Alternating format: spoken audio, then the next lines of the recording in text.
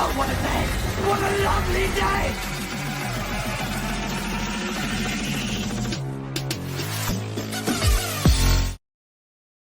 Welcome to Flat Earth Debate, Uncut and After Show. I'm your host Nathan Oakley, and if you are new to this channel, or you've not done so already, then be sure to subscribe and hit the bell notification icon to keep up to date with the Flat Earth Debate. If you'd like to support the channel, there is a super chat that runs alongside each of these shows while they premiere. There's also a PayPal, Patreon and crypto link in the info box below the video. Speaking of Patreon, I'm going to do a quick shout out to all of you who do support me on Patreon, so a massive shout out of appreciation and thanks to Abraham Mohammed, Adam, Adrian Quintana, Alistair Main, Blue Ridge Ranger, Burn Fat Till My Stomach Is As Flat As The Earth, Chow Young Cat, Chris, Hillman, Dank, Dave Rakia Gafford, David Robinson, David Wayne Foster, Daz Studio 68, Edwin Johnson, Owen Jennisons, Felix, name right, Felix Hung, Fireball X, God Rockin', Henrik86, Joshua Balsimo, Kirsten Smith, Liam Nedrick, Life is Short, Maria Neelands, Matt, Missouri Bear, NA Literalist, Nagara, Nathan Thompson, Naibai, Rob H, Skeptic936, Steve ALM, Texas Mike, The Real Gabster, Tina Baker, Unbelievable Productions, and Windrider. So a massive shout out of thanks and appreciation to all of you for supporting me on Patreon. Now, although we are joined by a couple of people in the Discord panel, I actually had a technical issue this morning, so my sound desk forgot all of its settings. So I've rushed through them and hopefully I've got things working, but if this next section turns into a massive technical exercise, you'll know precisely why. But nonetheless, I shall raise the mic on the Discord server and hopefully you can enjoy the dulcet tones while I set up for today's live show.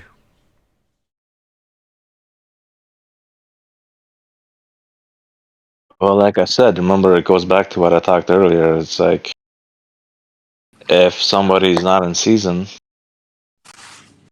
Oh, this guy claimed to be he studied theology for 10 years. That's why. He used to believe everything like that. But then he studied theology, and that's when you find out that they pieced and added words to the Gospel of John. You know. Well, there's some things that aren't in the earliest scriptures, like the earliest manuscripts, as you say. So there are things, if they're not in the earliest manuscripts, you can find out that they were added after a certain date. Then, Right, but if you're gonna tell me that they put in vowels and stuff like that to make more sense of a sentence, I got no problem with that. These claims no, we're put talking whole about like things in there. Yeah, talking about like whole lines, yeah. not just like translation of a word or something like that. We always can look at the original Greek and Hebrew for that. So Yeah, I don't know. I to me, if it's a whole planned what do you call it, conspiracy, then I don't know. I know who I believe, and I know where my salvation comes from, and I have my own personal testimony of if it wasn't for the reading of the Word of God and trusting in Jesus as my Savior and standing on the Word of God, I would not even be here today. So, I just stand on my own testimony.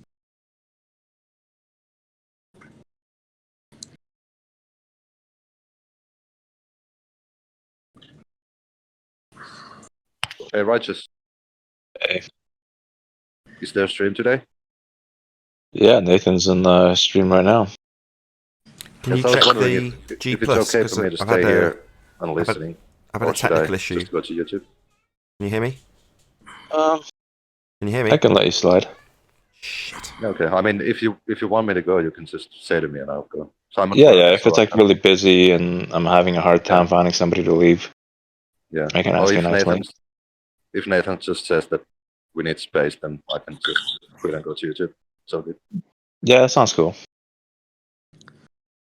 Besides, Nathan likes having you around. You can still say things every now and then to Nathan. Just you guys don't have to like battle it out or anything. You can just say the odd thing. Yeah, I don't like battling. Pointless, sort of. When it's just Yeah. bad. Yeah. Just got to participate every now and then, right? Yeah, he's a participator, but like you don't. Yeah, sometimes I. It's understandable you won't have something to say every time, right? So Yeah, and I'm at work, so I can't talk that much. So yeah. He got a kick out of you being in the store the other day. Not wanting to yeah, I talk mean, about flat Earth. yeah, but I was just on the cashier line, and if I'm in Finland talking about flat Earth in English, Yeah, people Nathan, will look me Check. quite weird. Like, what in the fuck are you doing? Nathan was cracking up about that. What do you say? Fair enough.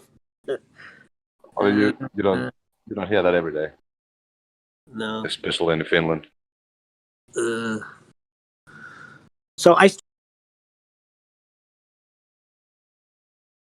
got this. I tried to get into Google Hangouts. I don't know what's going on. I can't Check, get in. check. Can you hear me? Chocolate sent me a link. Check, check, check. Tent Man sent No. me a link on Twitter. I can't figure it out, man.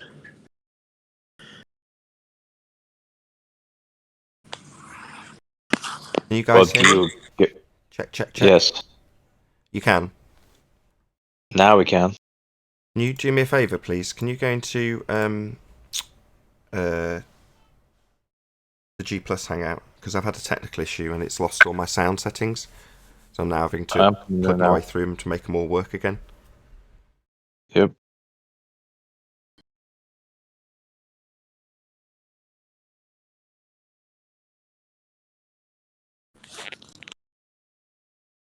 Can you hear me in Hangouts? Can you hear me? I can hear you. Can you hear me? I can hear you. Discord, can you hear Righteous? Yes. Check. Thank God. Okay, so I guessed 90% of the settings because they didn't save and they were wiped. So I just had to guess them all. And barring a couple of things, I've got it all right again.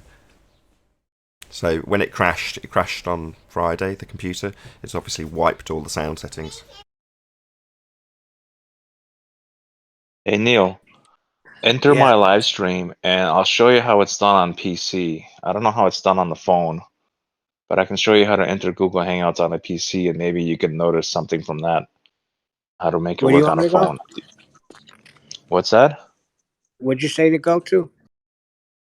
Click on my icon on Discord. I'm streaming my desktop. So just click on it and then I'll know once you're in. Can't hear you, Righteous. Okay, I Oh. clicked on your icon. Now what? What? 10th man can't hear me? Where are you, 10th man? Check 1, 2. Where is 10th man? He's in Google Hangouts. But we can hear each other. Check 1, 2. Correct. I don't even know if he can hear you. Is it unrelated? Is his issue unrelated to my issue? Or potential issues that I might still have? It's got to be, isn't it? We can talk to each other in this, so it can't be me or you, so it's got to be him. Yeah, maybe we can message him in Skype to re-enter. Yeah. It's going to be like this for the pre-show. Check. No sound. Can't hear you guys at all. Can't hear anybody? Oh, we can hear you guys. It's just 10th man seems to be in the zone. Echo chamber of some sort. All right, can you enter my live stream and I did. It says wait. watch Hold on stream, a join second. voice. Okay, I exited and came back on Google Hangouts. Still no volume. So you still can't hear us? Try again.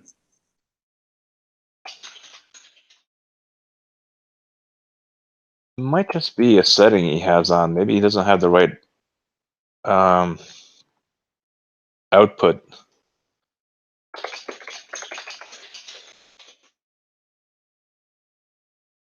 Oh, can you hear us now, 10th?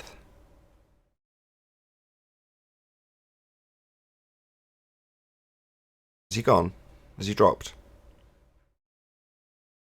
Yeah, he's not here at the moment. Oh, okay, fine. Just sod's law that when I've got a serious sound issue, he joins with a sound issue, just to make things even worse. Great. Yeah. I told him to check the output sound. And I guess with Neil, we can troubleshoot this another time. This was a bad time to troubleshoot something else. Yeah, I was just gonna say that. No problem.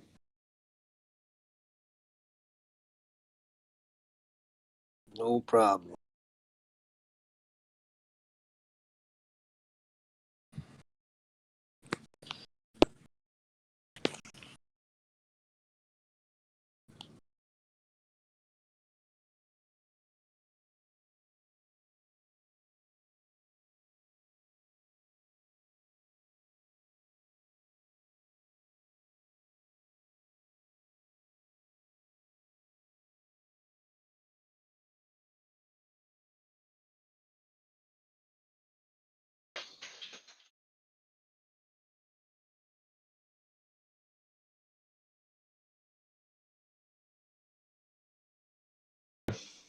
Yeah, whatever it was, it got fixed in the rebooting. Good morning. Morning. Good morning. Morning, Tim. Hey, Neil, good morning. Ah, thank God, it's all working. Good.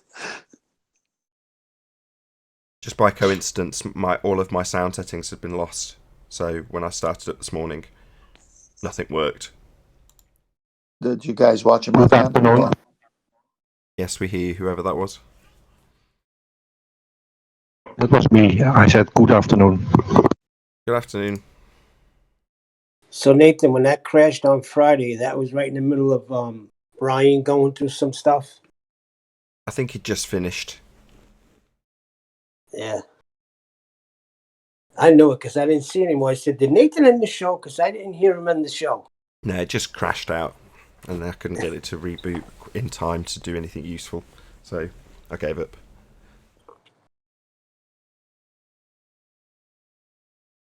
So that's what happened. Yeah.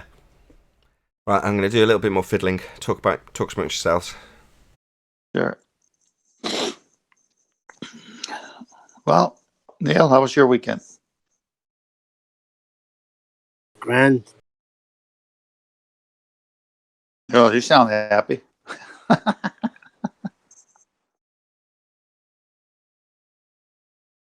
I'm trying to be very quiet and not get my little guy. Oh, you have to stay quiet. You're not in a place you can talk.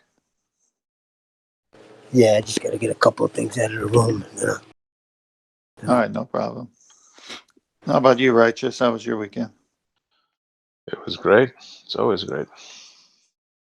Always great, huh? So there's no computer crashes. You can't play games. There's no weekends like that.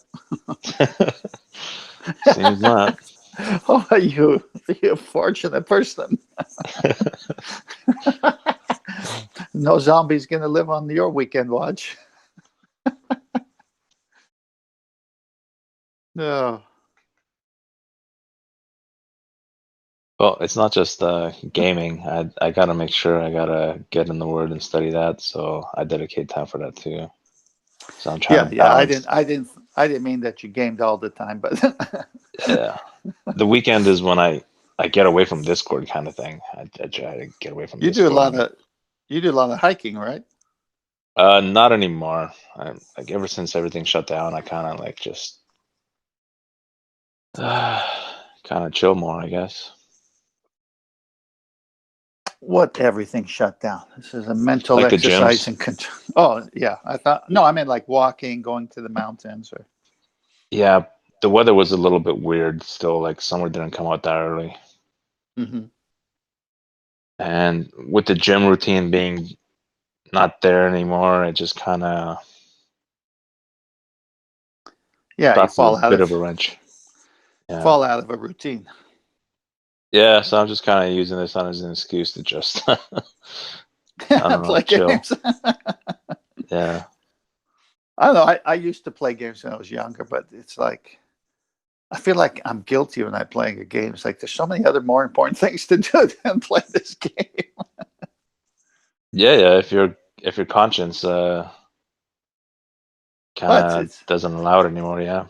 it's not a conscience issue of like right or wrong conscience issue. It's more of a like, I could be doing something that will and so your mind is thinking about getting something done, but you're kind of happy you're not working, or you're just being lazy, or just playing, but you should be working. Yeah, that was better I'm back. context. I understand what you. Oh, you're back? Okay. I'm back. Yeah, That's Jose funny. was in last night. You would have got a kick out of it, 10th. Oh my What's gosh. that? Say that Yeah, again. he was on the stream trying to tell us that Yeah. the first step in the scientific method is ask a question, stating that everything in the world is Why? natural. So I Every said, time then I hear everything's a stuff natural about phenomenon if Jose, that's the thinking. can you hear me, Neil? They've mistaken the starting process of using a magic 8-ball for the scientific method. Yeah. Oh, QE came on, was hammering him, and he just wasn't getting it. So they finally just kicked him out.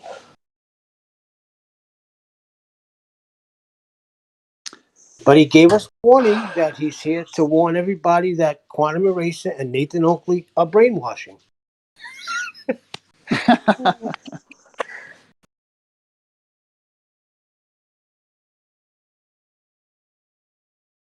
Well, in a sense, when the truth hits a lie, it does wash your brain.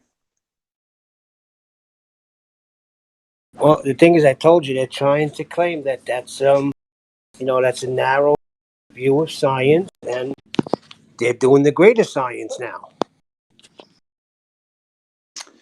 So Jose, Mr. Flip Flop himself, is going to teach us on what science used to be and what new science is. Is that what I'm hearing? Yep, he's reading it All from right. That's books. why. That's why I don't listen to him or go to his channel or anything. So, Yeah, he came on here. He was right on this stream well, he wouldn't last last night. long. Yeah, last night. I guess it was around 9 o'clock. We hung out here till around 12. I think he either left or they finally gave him the boot after QE muted him a few times because of his stupidity. Well, This Jose's is, latest game plan is to show up on the show after he hasn't shown up on the show, and then record when he's on the show, and then replay it on his own show. So this guy has no ethics, no credibility at all whatsoever. He has nothing to offer. yeah, he's a retard. You know what he said to me? He says, there's many ways to build a house. I said, you idiot. No, there isn't. There's one way to build a house, and it starts at the foundation. And if you want to make that analogy, the foundation is a scientific method. You build it any other way, it's not a house. Well, he could build it on sand and it'll fall apart like his arguments do. True. I was like, you can't start a house from the wall or from the roof. You got to start it. You got to build a solid foundation. Well, if you want it to last, if you wanted to be there through a storm, earthquake, yeah, you better have a solid foundation. But if you're living in the Exactly. jungle and you got trees, the tree is your foundation, and you build a tree house because it's already on the foundation. Hmm.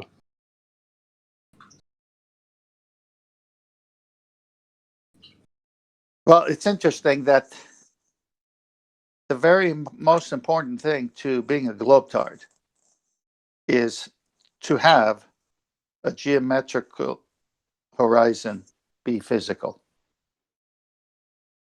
And it's the one thing they can't show us or point to.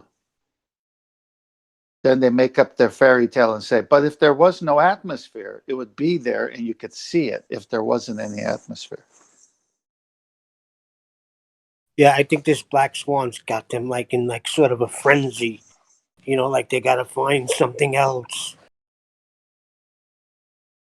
There's nowhere for them to go because if your sphere with a radius defined, then all the measurements have to work out if indeed you are that sphere.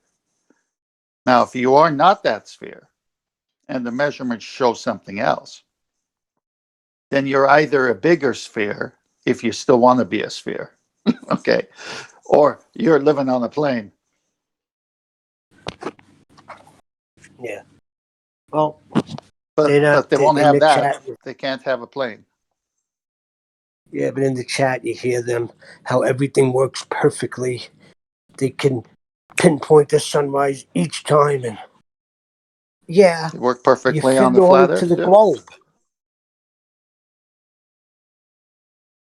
All the celestial observations and the movements of the luminaries work perfectly when the whole world believed it was a plane. It worked. Eclipses, everything. Everything worked back then too.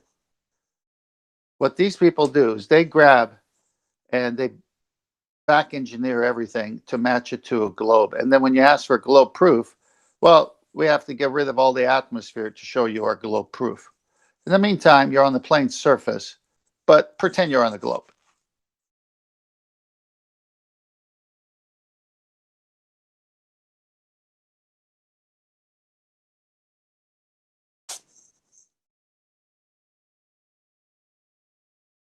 Right? They gave us R, didn't they?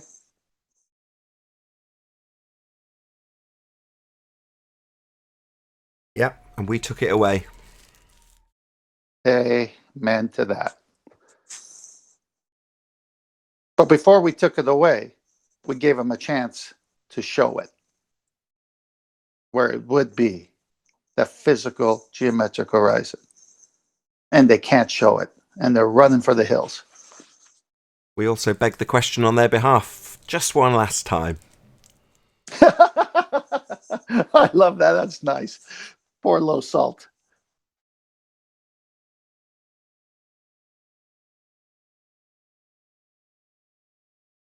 Yeah, you can't even help them with that. You give them a begging the question final out, and they can't even stand up to that one.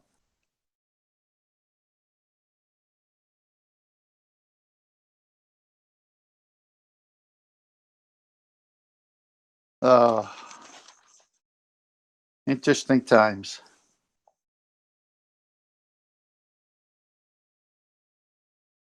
I had a friend text me, send me some flat earth information. So, Nathan, I sent him your top 3 that you did.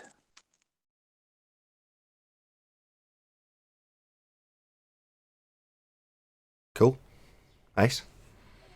Yeah, I think those top 3 are going to make it their rounds.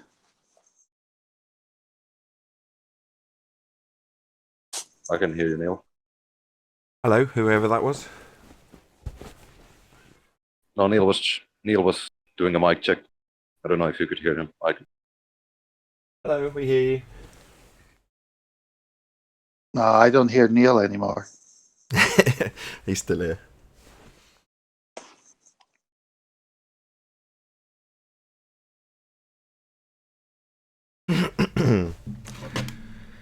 Hope everything works. This live show doesn't work. We'll just carry on. It'll just be pre-recorded. Gotcha.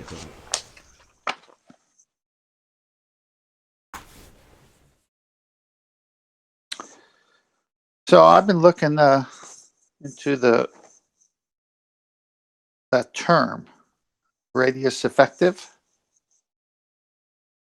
Right. And it's most of the stuff I have to look into with my background is above my pay grade. So it takes a long time. I have to read the articles about the article I'm reading just to understand the article I'm reading. So it takes a little while for me. But basically, they've abandoned that term because it can't be observed. And it's based on microwave propagation. And they, like a 7/6R, they say the microwave is a 4/3. And I'm still trying to wrap my head around what they're trying to say and not say. But it's an older term for showing the geometric horizon, but using the term effective radius and the usage of microwaves. I see. Just a different way to beg the question, right? True, and a different way to get your horizon edge figured out. So I see. instead I of see. the 1.22 times the square root of the observer's height being one way, here's another way. But they abandoned it because it can't be shown. So it's like, wait, you can't do it with the 1.22. Now you go to this other way and you abandoned it because something happened when you tested it. Does it surprise you? We're dealing with rinse and repeat on every level, aren't we? So having a polished new dog turd doesn't surprise me in the slightest. Yeah, it doesn't surprise me, but it's nice that I found it and I'll dog it until I get it. And then I'll bring it up when I understand it better. And Fair then enough. I'll say, why'd you hide this? Why'd you find something that went against you? And why did you hide it when you did? Hey, chocolate.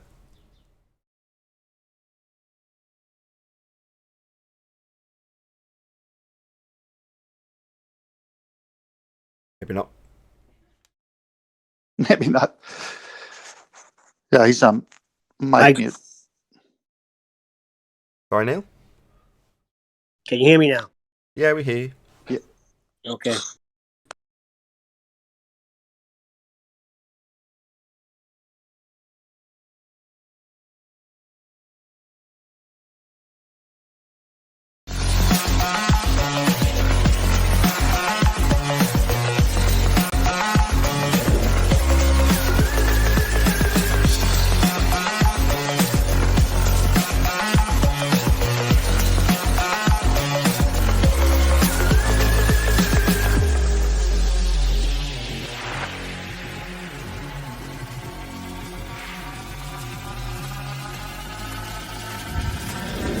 Oh, what a day! What a lovely day!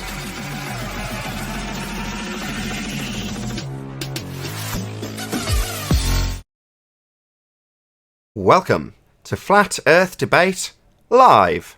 I'm your host, Nathan Oakley, and if you are new to this channel, or you've not done so already, then be sure to subscribe, hit the bell notification icon and join button if you'd like to become a Nathan Oakley 1980 channel member and keep up to date with the Flat Earth Debate.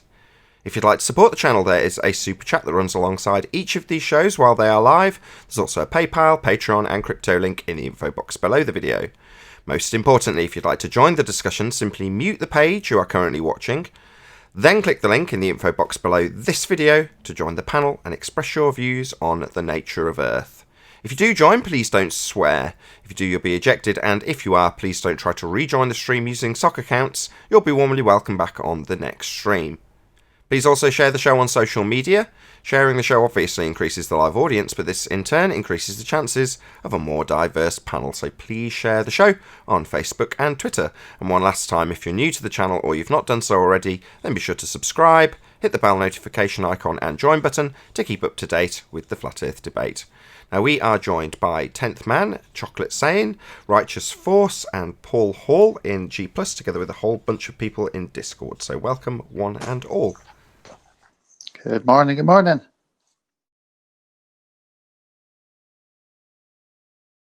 Good afternoon. Good morning. Good afternoon. Hello, one and all. Good morning. Hello, hello, hello. Any signs of a physical Earth curve edge, formerly known as the geometric horizon? Not from any airplane flight I've ever taken.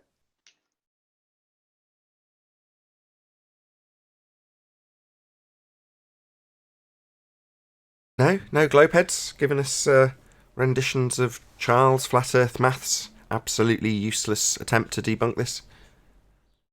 No, moving on. Any signs of axial rotation? Not the Earth-based variety. Any evidence of the distance to the sun?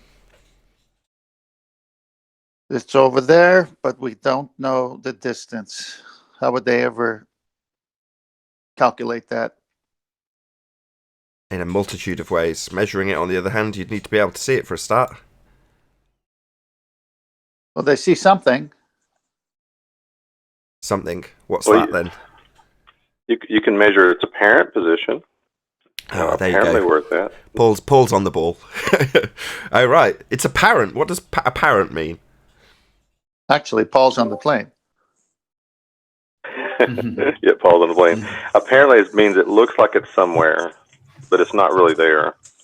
It can appear to be there, but it's not necessarily there. Now, it can appear to be there and be there. So, really, if you don't know exactly where it's at, you don't know if it's there or not.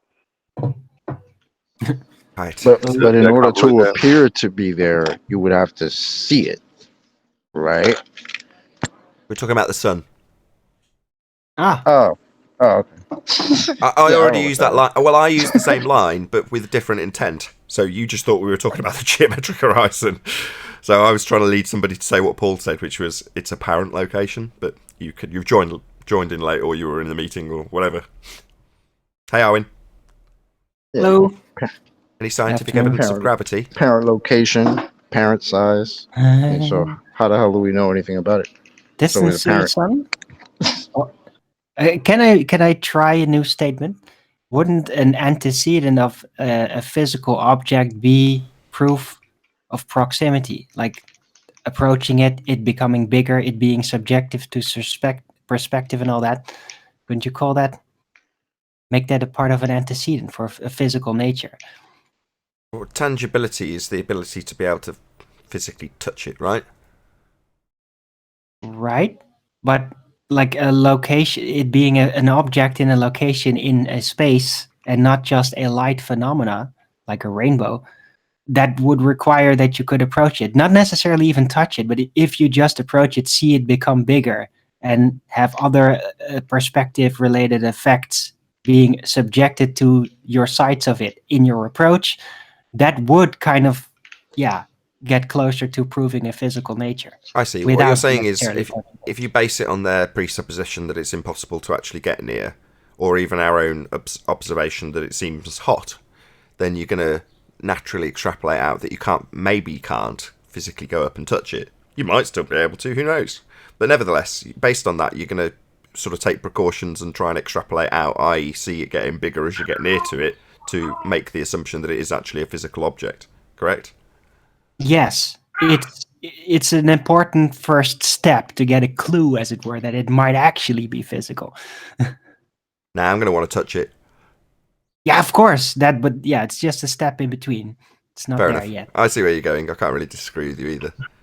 Yeah. Wait a minute, didn't NASA launch a satellite saying they're going to touch the sun? Didn't NASA do that recently? I don't know. Let me guess. Is the satellite called Icarus? Wasn't it the Himawari or something? The Himawari? No. No, it's not the Himawari. Oh, wait. I mix up all the names. I'm terrible. I don't know my satellite names.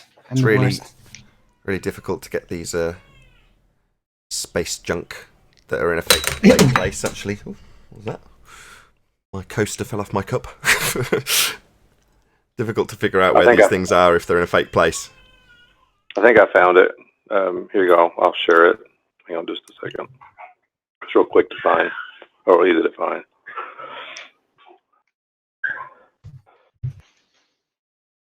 Sure, they put a heck of a shield on the front.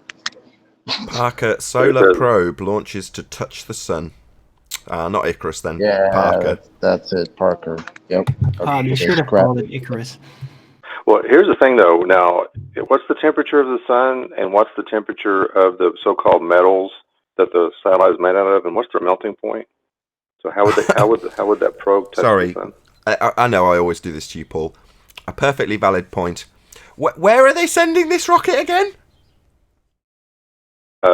Second law of thermodynamics violation. Oh, they're not sending it there then, because that place doesn't exist. That was quick, wasn't it?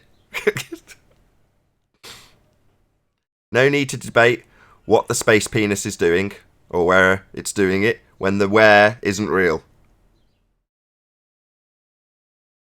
Moving on. Any single viable hypothesis for any of the fields of astronomy, cosmology, or astrophysics?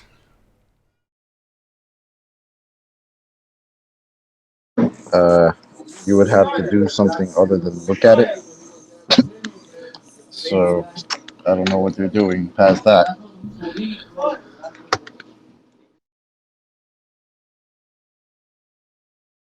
Did we have any scientific evidence of gravity? I think we did already, did we not? No. Any scientific evidence of gravity? No scientific evidence of gravity. But as you get older, it's harder to bend down and pick up an object. That's nothing to do with gravity? I know that. You're just making a note of this, are you? Thanks for that. Yeah, I'm just saying as you get older, your body is tiring. They'll call that something, I'm sure. That's absolutely delightful. Strawberries taste nicest in summer. Just so we all know. We all on the page. Hold on, chocolate. Don't interrupt this. This is important. Are we all on the same page with the strawberries? What? We all on the same page with the strawberries? What's No, wrong absolutely with not. strawberries? Chocolate is the best. What do you mean? I got strawberries right You don't now. have a strawberry saying out here. Most vocal the panel's been the whole show. Are you dead serious about them being more delicious in the summer? Like, I'm really curious. It was a non sequitur, just to highlight that non sequitur. Oh my god. That was great. Oh my god, is this non sequitur? It was supposed to be a joke to highlight the fact that old age and gravity aren't connected, and I'm like, yeah, strawberries taste nice in summer too. Who cares? But now we're into looking at bloody strawberries and discussing how delicious they are. Wonderful. Yes, they are. How about You use a better analogy. My god. I was just enjoying strawberries. You should. how about Somebody kill me premature now. sycamore pollination in the north of England? The pollination, but exactly. At least that sounds connected. I'll just highlight that for my audience. So when someone comes and asks me something that I haven't made a question about, something I haven't made a claim about, right? I will normally ask them the following question, or phrase it thusly: how do you explain premature sycamore pollination in the north of England on a globe? Go. Come on, panel. What's wrong with Caused you? by the Coriolis effect. No, that's nothing to do with premature sycamore pollination, Ollie. What's wrong with you? Can I have a citation for that? But what's it in relation to? The fact that I tag on the words proves flat earth or disproves the globe on the end of my complete non sequitur, who cares? If you're not making a claim about what premature sycamore pollination does in regards to the nature of our earth, then why do you have to justify it or defend it? That's the point. You don't. If you're not making a claim about it, just... how does QE put this? Do you go up to random strangers on the street and start asking them to justify things? No, of course not. Someone's got to actually make a claim about it first. Anyway.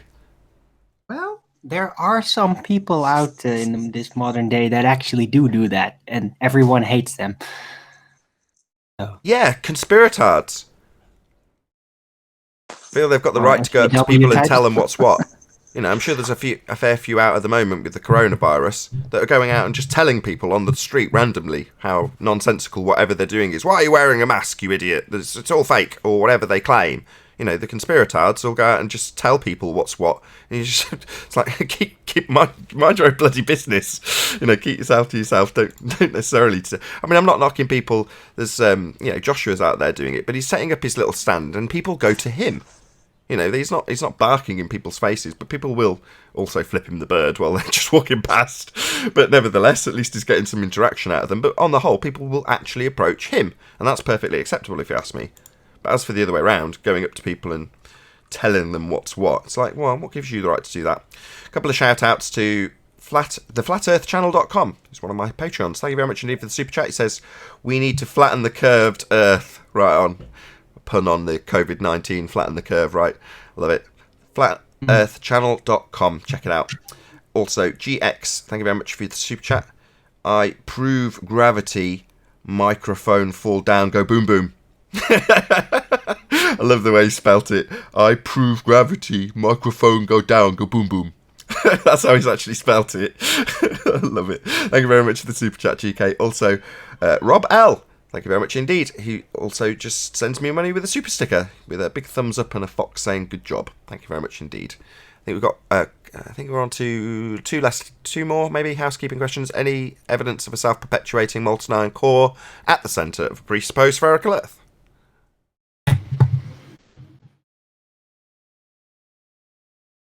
No. No. No.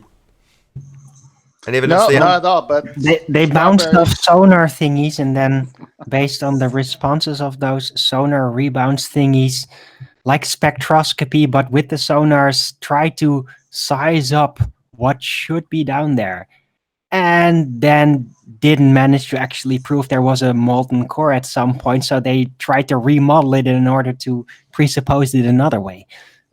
I'm just doing a quick Google search, and I'm not finding anything for seismic thingies. Am I looking up the wrong term? Seismic scan, I think, falls under that. Ah, seismic scan, P waves and S waves. I see. Yeah, they get it wrong, don't they? They think they're going to hit rock, and then they hit water. What did you know? Any evidence of the R value? Bye R. Yeah, scrambling to find some R. Last but by no means least, any evidence of a self-perpetuating molten iron core at the centre of a presupposed spherical Earth? Gave it away when you say presupposed.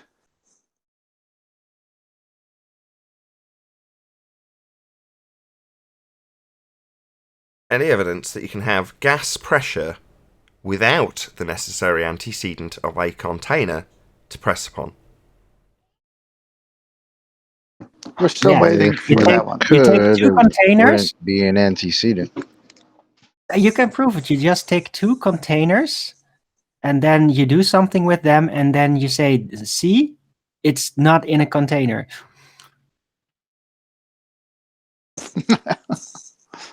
I love it. Shout out to Emma UK, says, thank you for annoying all the Globers in chat. Big smiley face. Really appreciate your support. Subscribe today to Emma UK. She runs a show.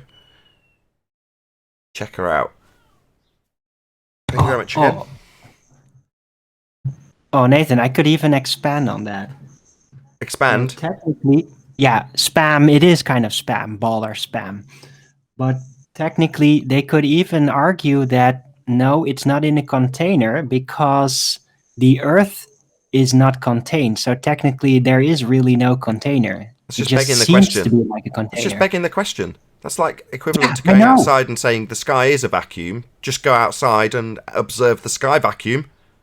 That's begging the question. Right, so if you're having something in a cup, then it's technically not in a container because the whole thing is presupposed not to be contained. See, it works. A cup is a container. What are you talking What about? A cup the is a hell? container. Hold on. Hold on. A cup is a container. Yeah, but it wouldn't really be if the whole Earth was not in a container. It just We're talking about gas pressure, not we're talking about the gas itself. Well, I have thought about this, and it is odd that you need some sort of containment to have a body of water or any kind of water outside of like spilt on the floor, right? Yeah, but you can just, you can just spill a puddle of water. It doesn't necessarily have to be in a lipped-edged container, whereas gas would have to have a container, or whatever the availability of volume that the gas has to fill, it will fill. Well, come on now. We've True that. got ballers are saying that weight contains things. It contains the water in the glass. It contains the atmosphere on the Earth. Come on, folks. And does weight it? is a container. And does it? Does it contain the water in the glass, Paul?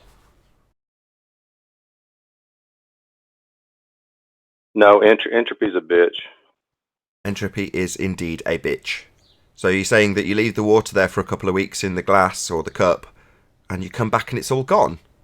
How could that be if weight's holding it all down? If we've always got this down force in effect, which way is the gas going after it escapes from the water when it changes phase and goes into a gas. Which way is it going then? Is it going down to underground, right?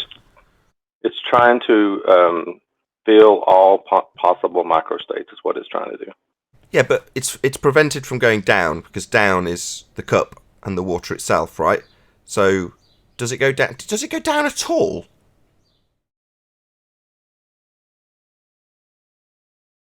Some do, but most go in all directions. So yeah, probably a small percentage go down, but some go all over the place.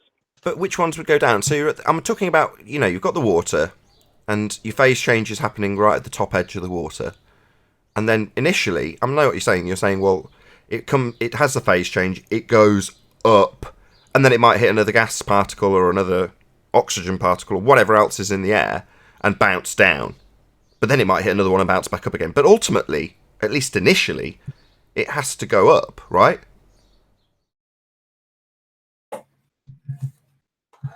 Yep, it goes up. Goes up out of the glass. When I leave a bottle or my glass on the cup, it has to rise up above the lip of the glass and leave the glass. So it is going up. Amazing. But no down, go boom, boom. Seeing as down is, taken, it pretty much goes in every other direction than down. Like if down is where water is, then and land is, then it's pretty much going in every direction other than that. Yeah, it can't go down. The only direction it can't go is down. So, one little tiny water particle can defy this down force that's nonsense. That isn't actually a force anyway. It's just the bending of a conceptual medium known as space-time, and it isn't actually forcing anything to do anything ever.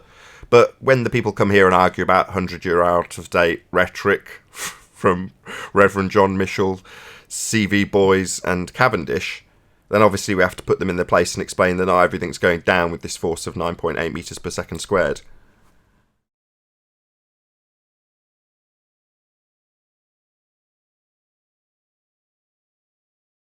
So yeah, entropy's a bitch.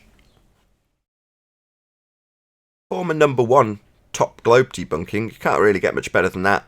To summarise it concisely, you can't have gas pressure, like we're breathing, without a container. And the heliocentric nonsense world of a sphere in a sky vacuum has no containment. Just high gas pressure floating around or hurling through a vacuum at great speed and not dissipating into the available volume in violation of the second law of thermodynamics. Entropy's a bitch if you're a globehead. And it's actually funny if you stop to think about it. Just about all chemical processes, there might be an exception, I don't know what it is, require pressure to function because of entropy. If you don't have pressure, no chemical processes can occur because they got to be colliding in contact with each other. Water, the hydrological cycle will not work. The carbon monoxide cycle would not work if there was no pressure to begin with. You're forgetting about those first rebellious gas particles, the ones that burnt their bra at the Kármán line, decided to violate natural law. They said, no, we will not be governed by natural law. We're going to stop right here at this Kármán line, burn our bras, maybe go back down again. We like this skyrock. And that's they held hands too. That's an interesting statement. They have to hold hands too now. They have to keep that bonding going on. They bound together. Yeah, so they're violating all the laws, man. Once you violate one, it's open season, man. Why should we be unbonded? We want to be together. We're going to bond together in violation of what gas does. That's what we're going to do because we're the rebellious gas particles. And this is all true because we have made it up ourselves. We are the authorities when it comes to the rebellious gas particles at the Kármán line. We are the authorities on this. So let there be no mistake.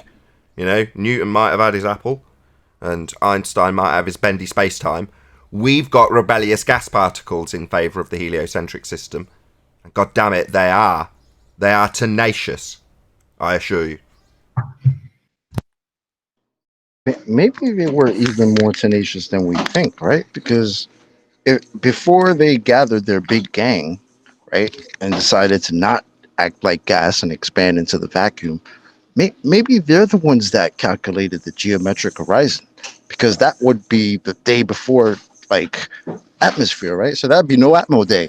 So there you Yeah, go. that's right, Chocolate. On their way up, the sentient, rebellious, tenacious gas particles saw an opportunity when they were first released from the rocks or whatever, and they were working their way up, having a ball before they got to the Kármán line and decided to stop. And they said, "Hey, what do you know? We're the only gas particles here. It's no atmo day. Might as well measure the geometric horizon now we can see it." Yeah. Those were the true heroes.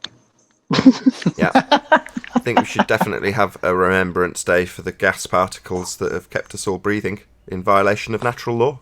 Because without them, we'd all be dead. Because obviously, if it wasn't for those rebellious gas particles, the gas would have just followed natural law and filled the available volume that it had to fill.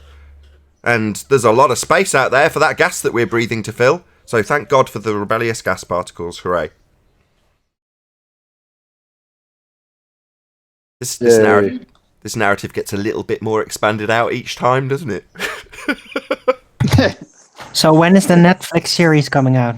That'll be in a couple of years once we've expanded the narrative out a little bit further. Got some character development down. Got the hippie gas particle with a peace sign on a face, and Exactly. the rocker particle who doesn't like the festivals and doesn't like us being bonded, us being gas particles in my narrative. So is there a gas college campus at Earth level? Once I'm done with this narrative, there'll be a whole gas community, right? There'll be sub-gas communities, like little cults of other separative gas particles. They've got their own set of rules that aren't quite in line. Some of them do go out into the sky vacuum, maybe have a little dabble and then come back. We can develop this narrative. There's all sorts of scope for the rebellious gas particle story. I think you have a few books that you can write. One was The Glancing Blow of, what was that? That's already been done. I can't take credit for the story of Thea. That's actually part of the narrative, Thea. as much as that sounds as farcical. No, I know, but hear me out. So we got the Thea story of The Glancing Blow, and we get our core deposited. At the same time, you can come out with a parallel story of the gas particles watching it all happen from their viewpoint and tell the true story. I see. So the origin story of the rebellious gas particles is Thea smashing into the fledgling Earth at a glancing blow.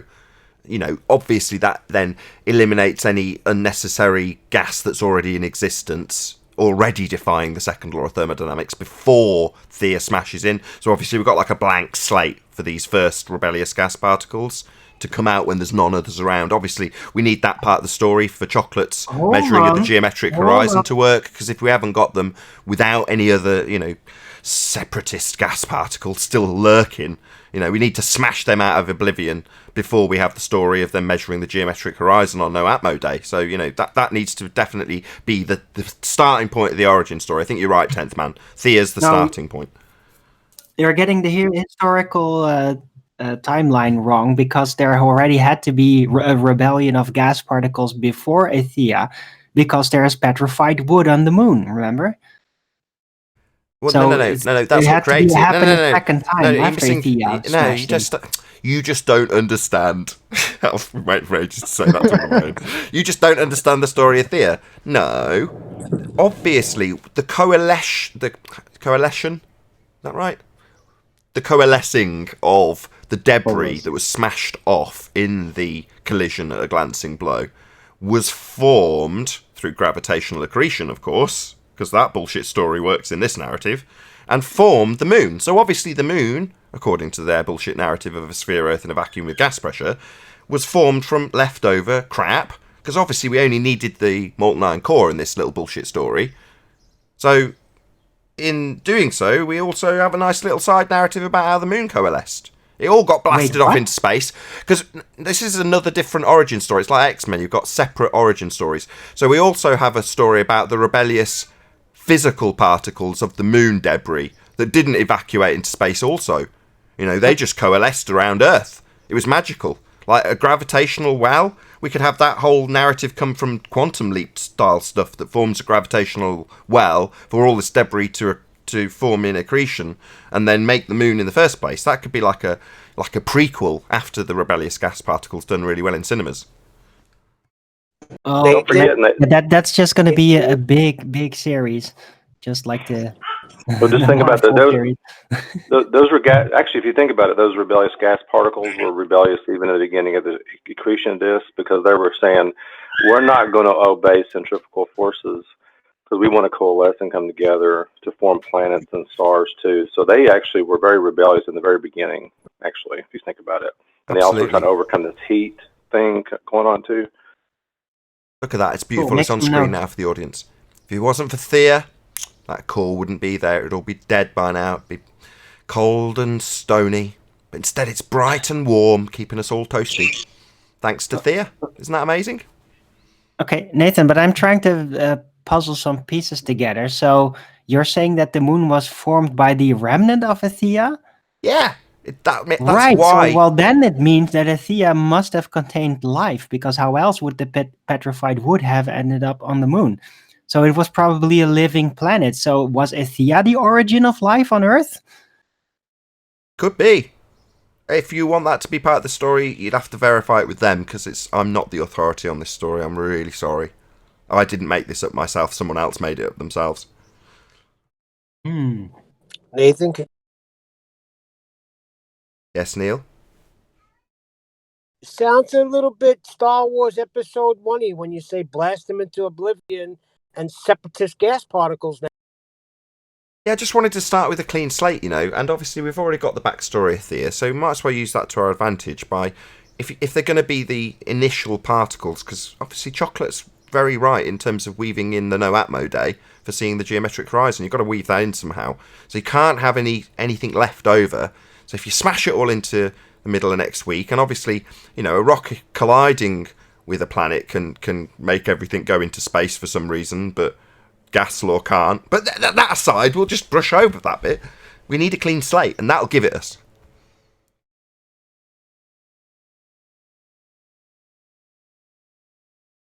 I'm going to somehow try to weave in all the housekeeping questions into this narrative.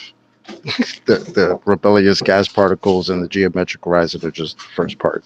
It's coming together.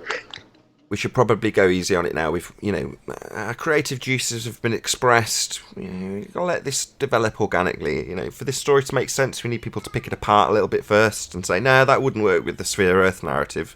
That story doesn't intertwine. So, like when they took over with Star Wars, the new narratives, they're very keen to keep it all with the lore that went before in terms of the movies, but not necessarily with the spin-offs and the comics. So, we've got to make sure that we what's the word? Get it all together in a nice mixing pot, all tasty and smooth. Yeah, so you release it a little bit at a time, have the critics say what they got to do, go and repackage it. Exactly. I mean, 10 minutes ago I'd got the whole franchise sold, but now I'm thinking we should step back a bit, let this narrative develop itself, maybe get a screenwriter involved, that sort of thing. Then the midichlorians are real. We'll just sell it to Netflix if it's garbage.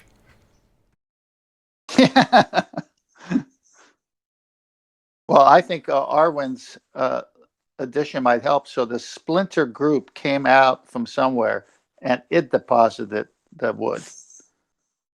Splinter group? Look, right. If there's a problem with the old law in heliocentrism, we can have some creative, what's the word? License. That's the one.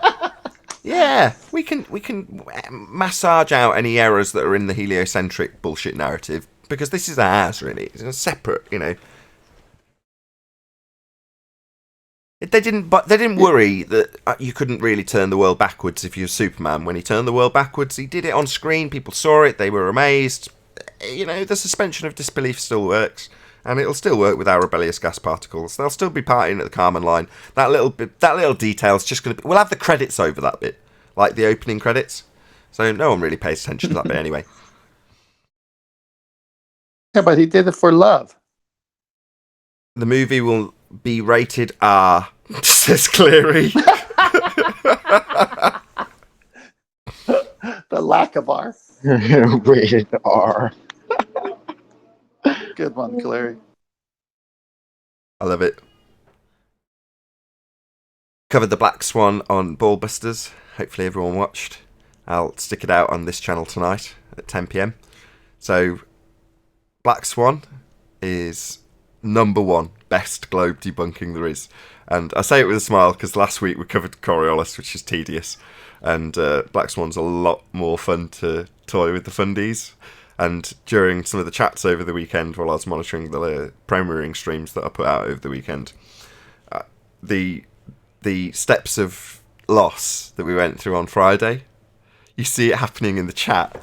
Now, obviously, I've been saying it, but you don't necessarily practice what you preach. In other words, while I'm talking about the 5 steps of loss and, denial being the first one, well, you see people who are having what's the third step? The bargaining stage. That's the debate stage, right? So they're in the chat, they're debating, and then they very quickly regress to anger when they lose their point, and then regress even further to denial. You watch it, and to me, that's my favourite bit of the chat streams. Watching fundies lose their minds and regress in terms of the steps of loss. Because what they should really be doing, as counterintuitive as this sounds, is progressing forward to depression. In other words, to get better, for this pain to go away, fundies, you need to get depressed first. Then you move on to acceptance. Accepting the loss of your religion. But going the other direction, getting angry when you've lost a point, or moving on to spewing rhetoric about how the world's a sphere, denial, isn't going to help you. You need to move forward to depression, as weird as that sounds. You poor sods. I hear that too. There's even one who actually named himself Geometric Horizon is Real, which I found to be adorable. Yes, Denial 101, right? Just state it as your screen name when you leave your chat comments. It's real, I tell you, it's real. When you were describing that, my mind went to when I was a child. I used to watch these movies, and I can't remember what movie it was, but it's like this older guy walks up to a kid who's sad and he's crying and he's lost his puppy or he's lost something. And then when you were telling the story, I was just envisioning you walking up to a globe dart saying, "Oh, you lost your R. How sad. Let me help you." Shout out to Rakia Life. He says, I think you should rotate your movie from channel to channel, orbiting around the entire Earth. The movie, you've got to cut down on the movie ideas. Just let the creative juices come naturally, Rakia. Don't force it. But thank you for the super chat.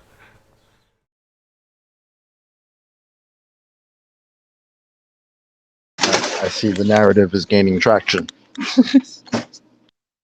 We should talk about John Dee's work over the weekend that you released, Nathan. That was actually pretty good work. He actually broke it down pretty well. Went through all the different aspects of it. Yeah, especially liked, here's the evidence in favour of the horizon being in front of the buoy. None of them are in front. It's not one of them. You're like, even when it even remotely comes close to it, you can still see the bottom of the buoy with the horizon behind it in every single instance.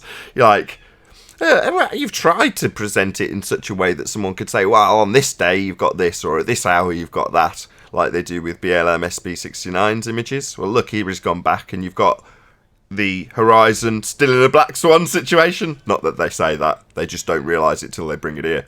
Anyway, he's presented as much as he can so people can take a chunk out of it if they choose and try and debunk it. But for the fact that he's asking you, even when you could push it to the limits of claiming that it's looking a bit more globy that particular way, it's still behind the buoy in every single example. So it's like, what are you going to do? You can't claim there's a physical geometric sphere edge anymore. It's been debunked.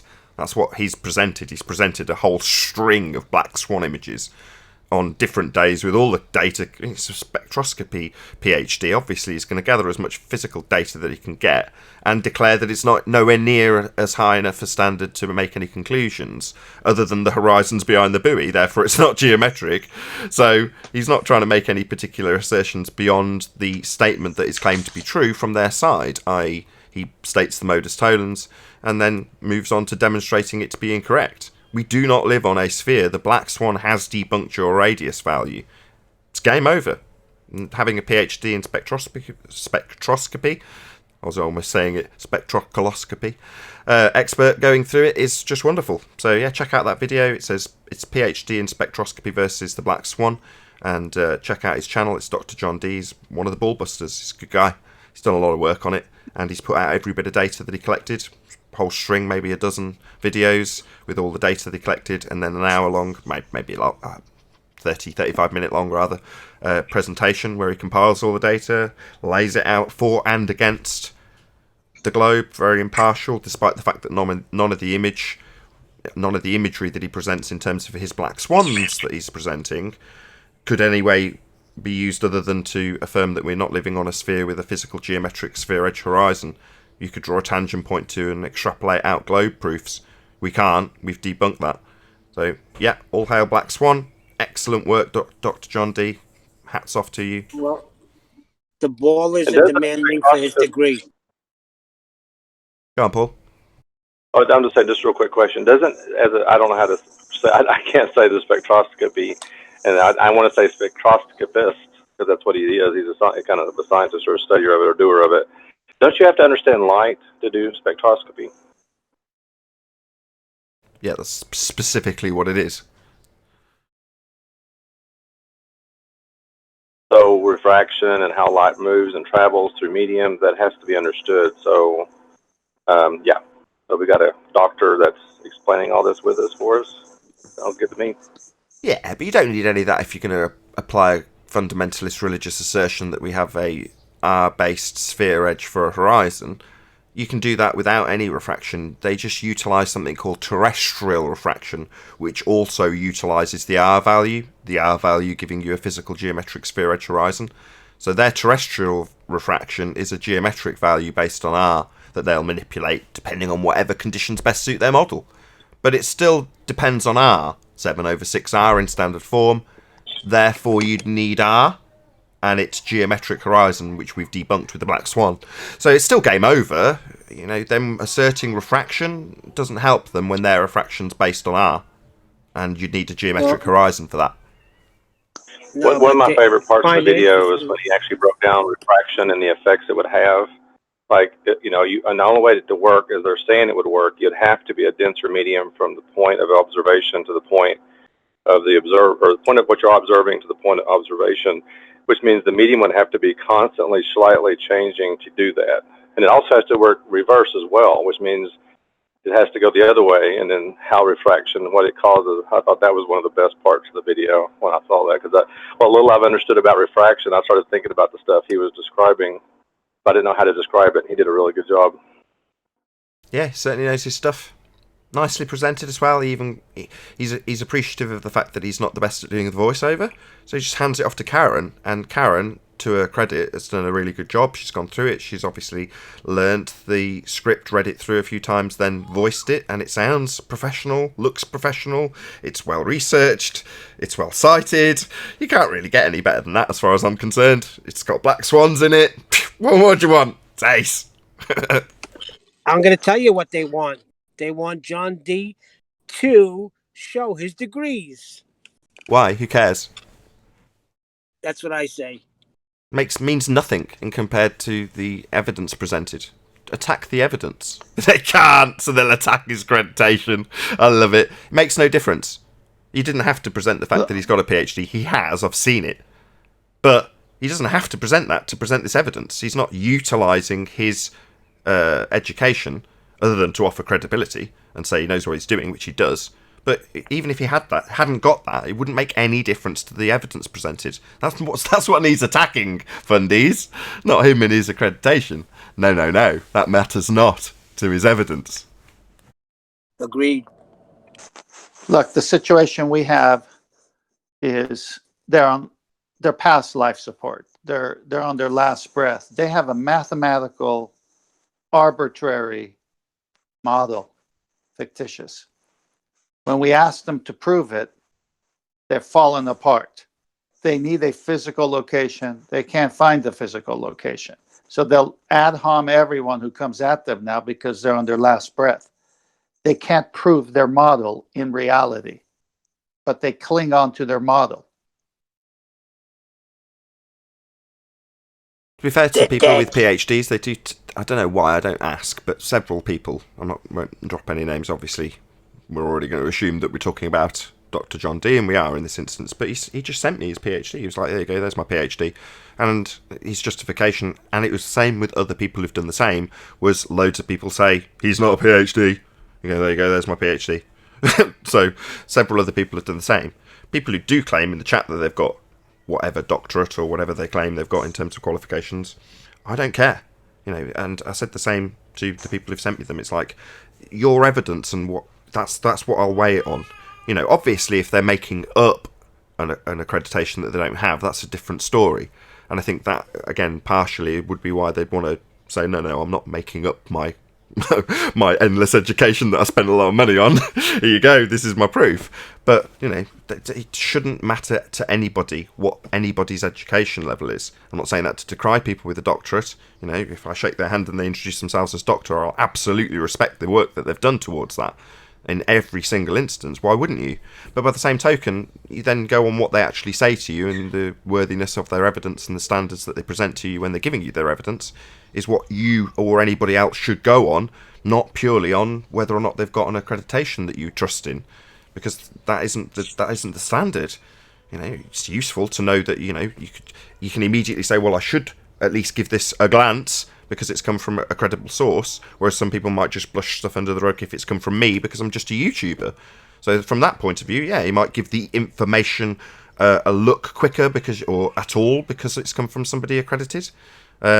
On the other hand, if you don't like the information and you've got nothing to debunk it, you'll attack the accreditation because you haven't seen it personally, like this man needs to justify that to every sod that comes across this video. He doesn't. Anyway. Screw it. Don't give him anything. Let him squirm. I thought this was made clear a couple of weeks ago when QE talked about when you cite a citation or reference of any kind, if it's not true, it's worthless. So the truth is the key, whether you have a PhD and you're speaking the truth, or if you don't have a PhD and you're speaking the truth. It's only as valid as your argument could be tested under fire. Precisely. Just do a quick shout out to Al Jungi, who says, Globe lost their R, so that with a capital R, proof becomes poof. Indeedy do. Thanks for the super chat, Al Junkie.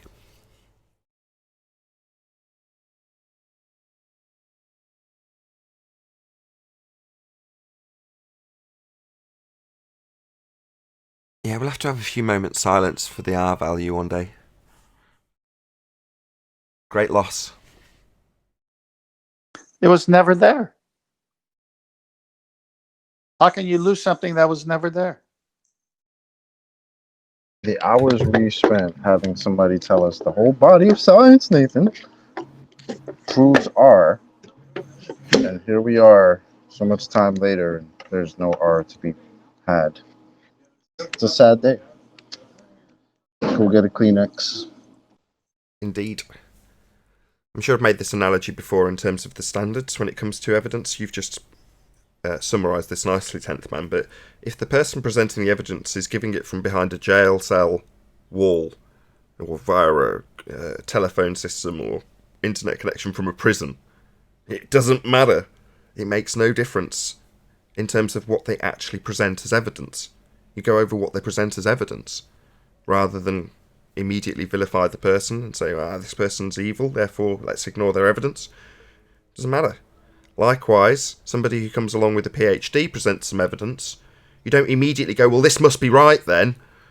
You look at the evidence and you go on the standards of whether or not the evidence holds true. Not the evidence has been presented by this individual with this credit, therefore this must be true. Or this has been presented by somebody who's a bad person, therefore it can't be true. That isn't the standard. It just does not work like that.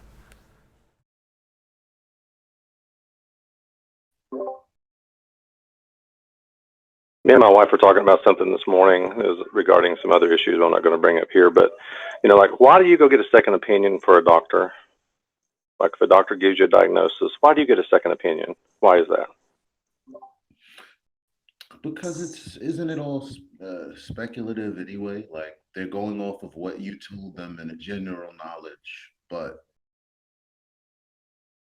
Well, ultimately, it comes down to simply not everyone has all the information, but whoever has the best information and it can show it and back it, that's who you go with.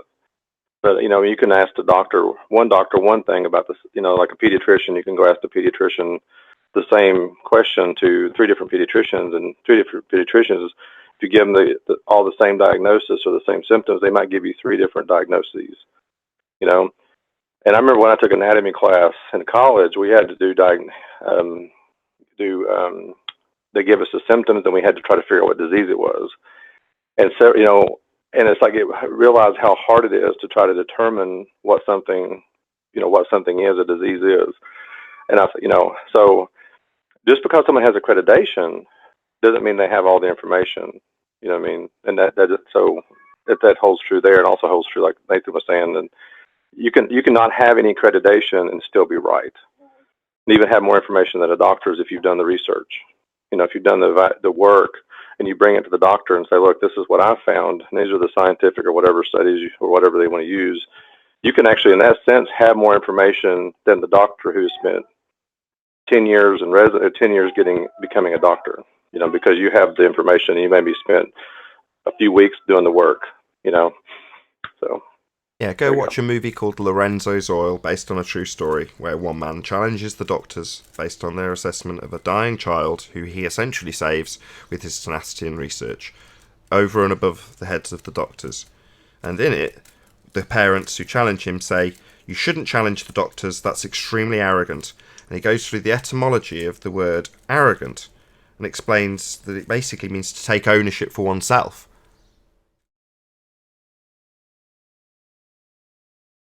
Yeah, actually, I was telling my wife we need to watch that movie again. Go ahead.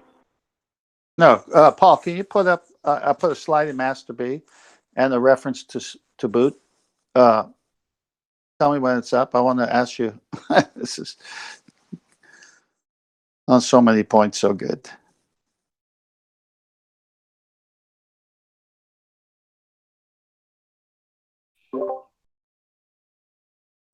it's probably too late to say by now. But good morning, guys. Long time no speak. You're really quiet, Elijah. Good morning. Is it just me, or is he really quiet? What's up, Eli?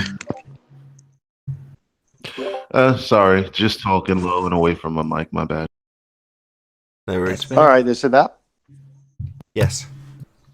Okay. This is interesting on the Earth's radius effective. This is one of the articles I found. In telecommunication, radio horizon is the locus, with an L, locus of points at which direct rays from an antenna are tangential to the surface of the Earth. If the Earth were a perfect sphere and there were no atmospheric anomalies, the radio horizon would be a circle. To compute the radius of the circle drawn on the Earth in such a case, use the formula. Do you see the formula? Radio horizon equals 1.23 square root of the antenna height. It's vaguely familiar, isn't it? Yes. This is the straight line of sight horizon where antenna height is in feet and the radio horizon is in miles. The equivalent formula for an antenna height in meters and radio horizon in kilometers would be, again, very familiar, exactly the same. Yeah. So Go on. I remember your story of the person in Europe who was aiming an antenna on the hill, and it was a lady, and they told her to aim it at this direction to a repeater antenna rather than directly to the site, which was over 100 miles away. Yeah, this was in Italy, where they make Ferraris, in Ferrari.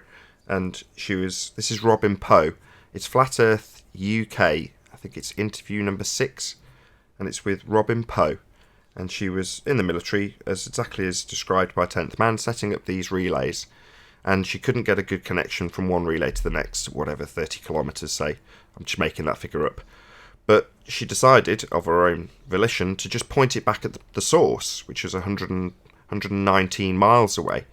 And lo and behold, it got a miles better reception from the source than it did from the relay. But obviously, she set it up, called in and said, I've got it working. And they're like, how have you got it working? She explained. They're like, take it down. We don't like it. The highly ranking officers came down, had a word with her. Oh, had a word with her superiors, who came to her and said, take it down, we don't like it. And she said, why? And they said, we just don't like it. Take it down. It's not by the book. It wasn't by the book. The book was do it with the relays. So she took it down. But she didn't give any further thought until 2014 or whatever I interviewed her, forget, maybe 2015, there or thereabouts when she came to the subject, same sort of time as me, and it suddenly dawned on her that wouldn't be possible on a sphere Earth. You'd have a sphere Earth horizon in the way. You'd have an obstruction. A massive wall of Earth between you and the target. So, that was her story, so check it out. Robin Poe. On screen, which will tell you exactly what's going on, and it even ends with extending the horizon. What are you babbling about? Read the last paragraph on screen in the 10th man, and notice the bit at the end where it says increases the radio horizon. You're an utter moron. Radio horizon? Which horizon would that be? Read the last paragraph of the text on screen, and it describes the bending of the radio signals around the Earth's surface and extending the radio horizon. Oh, I see. My bad. You didn't read begging the question part at the end, 10th man, where they just tell you that it's going to be bent around the presupposed sphere Earth. At whatever rate they tell you, it's going to bend around that presupposed sphere Earth.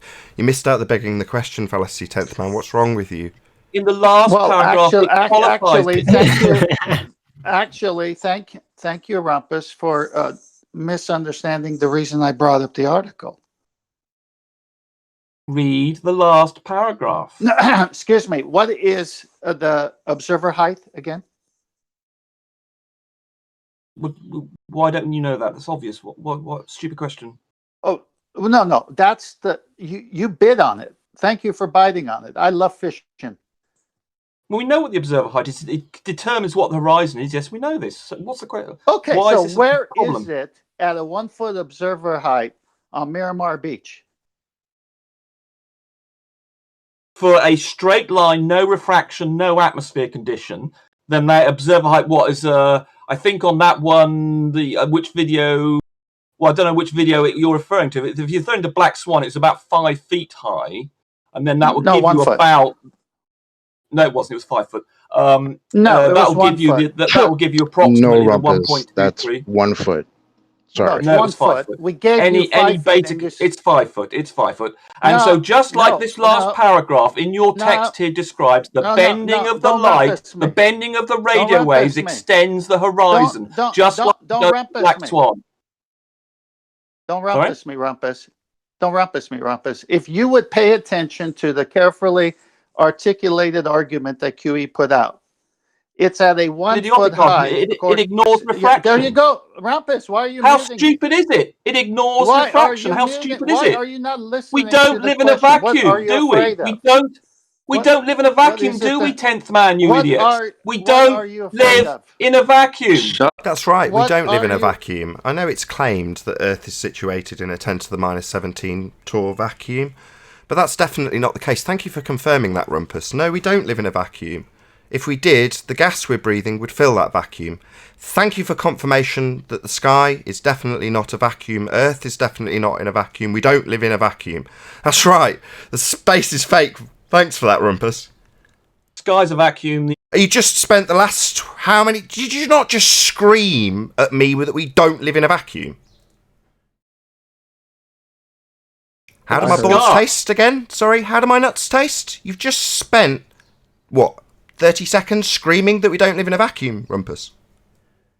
On ground level? Yeah, of course you don't. Sorry, at ground level, Earth is supposed to be in a vacuum, and we don't live in a vacuum because the gas we're breathing would fill it. It's called the second law of thermodynamics, entropy law. I know you confuse these things and think they're separate because you're a moron, but the entropy law would dictate that the gas we're breathing would fill the space, Rumpus. We don't live in a vacuum, you're absolutely right.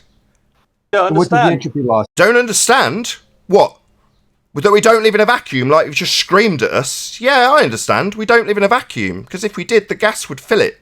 That's called entropy. The gas would fill all available volume that it has to fill. So yeah, you're right. Your first assertion was spot on, Rumpus. Well done. We don't live in a vacuum. We don't live in a vacuum. Allow me a sentence to explain it to you. What? You just told us, you screamed at us, we don't live in a vacuum. Now you want to, what, double speak your way around your concession that we don't live in a vacuum by telling us how we do live in a vacuum? No, Rumpus. No. We don't live in a vacuum. Nature abhors a vacuum. The gas we're breathing would fill the space if we did. And you were absolutely correct in your assertion that you thought was necessary to scream at us that we don't live in a vacuum. Are you frightened of me answering you? Right. You answering me? I'm not making a statement that needs answering. I'm repeating what you told us. You told us, quote, we don't live in a vacuum. I'm repeating what you said. I'm not asking any questions. How dumb are you? I'm repeating what you said, moron. I'm not asking you anything. It's just what you said debunks your claim that we do live in a vacuum because you screamed at us that we don't.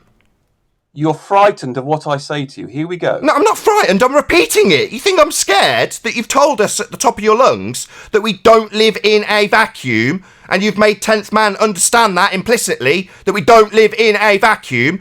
That's what we say, Rumpus. The sky is not a vacuum. You're agreeing with us, and now you're claiming that I'm scared. What, scared to listen to you and repeat back verbatim what you've told us? Not in the slightest. I'm elated to be listening to your dumb idiocy, because according to your religion, we do live in a vacuum. We do, according to your religion that we've debunked with the second law of thermodynamics, natural law that applies always, the entropy law. You think they're two separate things. You're a moron. You're also content to scream at us that we don't live in a vacuum, and you're right. And now you're interrupting me because I'm repeating back to you the fact that we don't live in a vacuum as stated by you, and you don't like that. Let me have one sentence. No, I'm going to kick you out because all you've done while I've repeated back to you and made my point is say, let me have a sentence. So now you're going to get removed. You're not prepared to listen. You're prepared to say, let me have a sentence 50,000 times so the Discord server can't hear. Now, I'm not prepared to deal with that, Rumpus. No. I'm repeating back to you what you've said. It destroys your religion of a globe.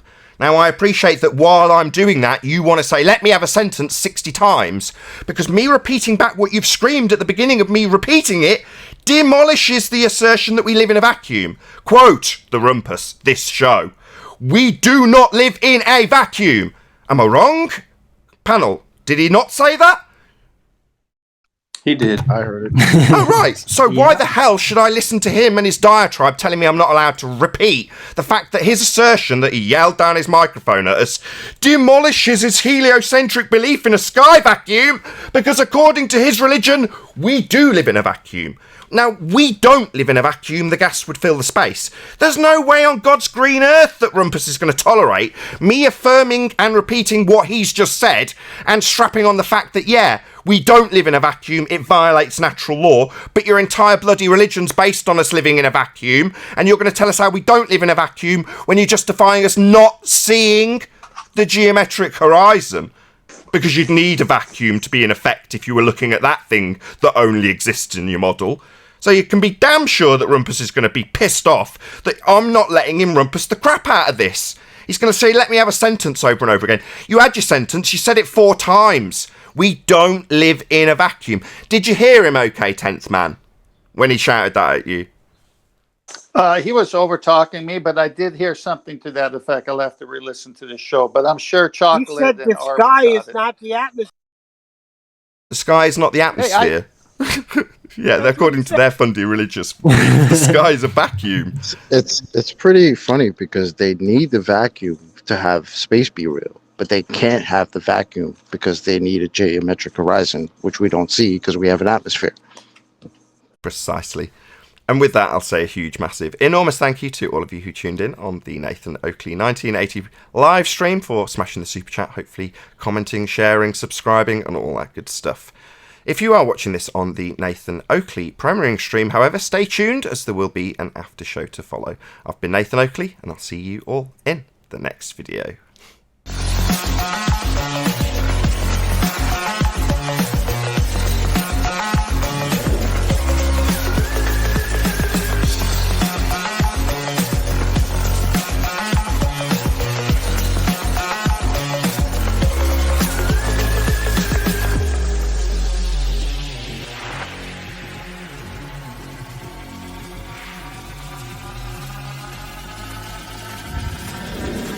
want to say, what a lovely day!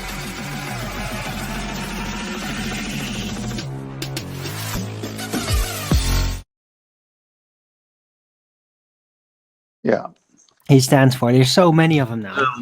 So yeah, you guys are low level. You guys Really? think that you Okay. really have There's no gradient? significant- Chocolate, you there's guys no really gradient? think that Chocolate, you is there have a an gradient? argument. You think that we have Is there a gradient, Chocolate? A gradient of what? appealing to Xanax, Do Hold you on, even know let where the Xanax share his pain. straight up of the space Hello, and everyone, Discord. Let Xanax share his pain. He wants to babble on about Delta X for a bit. I want to share my pain with you, Nathan. I really Delta do. X, yeah? And the Go on, pain is Delta this. X. Delta I X. feel sorry that you can't understand two basic concepts. For example, Oh, sorry. he This said is. the I thought you were sky going is to talk not about the Delta atmosphere. X. Now I'm going to remove you from the call. I gave you an opportunity to give us your Delta X straw man. Instead, you chose to ad hom me. Now I'm kicking you out. Fuck you. Bye-bye, Xanax, you prick. Bye-bye, prick. Don't take my opportunity to say, yes, let's have your Delta X straw man about gas pressure gradients, and then choose to tell me I don't understand as an ad hominem attack. Me clearing the airwaves wasn't your opportunity to ad hom the shit out of me. How dare you, you prick. Now you can piss off. Goodbye. Good. And you, Rumpus, you can piss off as well. He was interrupting Elijah. Right. Yeah, Rumpus can sod off as well. He's not going to partake in this conversation, given that he just chose to do the same he did last time. Speak through every word I'm demolishing his religion with. So I'm demolishing his religion, so what's he going to do? He's going to say, I want 5 seconds to talk. I want 5 seconds to talk. Let me have a sentence. Let me have a sentence. Let me have a sentence. Over and over again, so that he doesn't have to listen to the second law of thermodynamics sky vacuum being taken to pieces, his idea of outer space, a space for the gas to fill. Now, that's not going to be tolerated or listened to. If he can ignore it by talking through it, he doesn't have to address it. And currently, that's their only tactic and defence. I said one good thing today. Well, In a vacuum. Hang on. We don't live in a Can we vacuum. Hold on. Can Can you not hear Elijah Discord finish talking? what he was Hello? saying? Panel, can you not hear Discord talking? Go ahead, Neil. I was just saying, he said one good thing. We do not live in a vacuum. Thank you, Rumpus. Yes, thanks for that, Rumpus. And then he thought I was asking him a question that needed answering when I was repeating it back and pointing out how true it was. He thought that was somehow a question that needed answering, and that I was scared to listen to what he said when I'm repeating back his words. What a fool. That's a consequence of not listening and just talking constantly, not actually picking up on the words being used, in this case, verbatim quotes he's claiming I'm scared of. Idiot. But that's because he's not listening. And that's what they do so they don't have to listen, talk constantly, and then claim if I shut them up that they're being censored. Well, no, they're censoring me and objecting to me stopping it. Can you imagine being his Can I address coworker? the... Oh, sorry. I want to address the understanding thing for a second. You can understand a concept, but not necessarily think it's true. So saying you don't understand is not technically an argument. I think Nathan understands how their argument goes with the gradient. I understand it. I think most people on the panel understand it. So that argument falls apart off the bat. Just because you understand something doesn't necessarily mean that that understanding is true or false. Correct? Exactly. Likewise, you can say that something exists in name only, like gravity. So by saying that we understand there is something that is labelled, named, the law of gravitation, doesn't mean we stand under a law of gravitation, or that the law of gravitation is in effect or real. When we say there is a law of gravitation, somebody wrote something down and titled it law of gravitation, the concepts held within this law of gravitation have been entirely debunked. So we absolutely do not understand the law of gravitation because it's not real. But we do understand it. We can dissect the thing into pieces quite easily. So it's a reversal. We don't stand under any laws that have been debunked, but we do understand how they have been conveyed as concepts. Nathan, can I continue my point before you ended the show? Got all the time in the world. Go ahead. All right. So Rumpus comes on and says, did you read the end of the article? And I'm saying, Rumpus, that wasn't the point. I was trying to show the number factor, the 1.23 times the observer's height and so forth, that matches the black swan numbers. And he fell for it, because what I wanted to bring up before he rumpus me was the fact that the Sea Sparrow missile line of sight over 50 kilometers, much larger distances than that, but what we're told, over 50 kilometers, has to have radio frequency beam, tangential straight, has to be on the target. His curve, the one that's there that we can't see if there was no atmosphere, would be blocking that. But it's not. So you can forget the rest of that article in your fairy tale. Go by the math that you're supposed to believe. Yeah, he's making your citation your argument, and then taking the citation and saying at the end of the citation it says, but the Earth's a sphere. That's all he's doing. Your argument isn't the citation. That supports your argument by comparing it to the modus tollens argument that's been formulated for the Black Swan and saying, oh, what do you know? They've already got this formula. Where's it applicable? Well, right here. Well, at the end of the article, they also say, but it's also bending around a presupposed Earth, so therefore it is. That's his argument. Useless. Yeah, well, it's just like his hero, A.T. Young, Andrew Thomas Young. Young. Hang on. It's just like his hero, Andrew Thomas Young. The Earth isn't flat. He has to say it in order to start the garbage. You've got to give the whole context. So he goes on to describe how they've calculated their refractive effects and detailed them.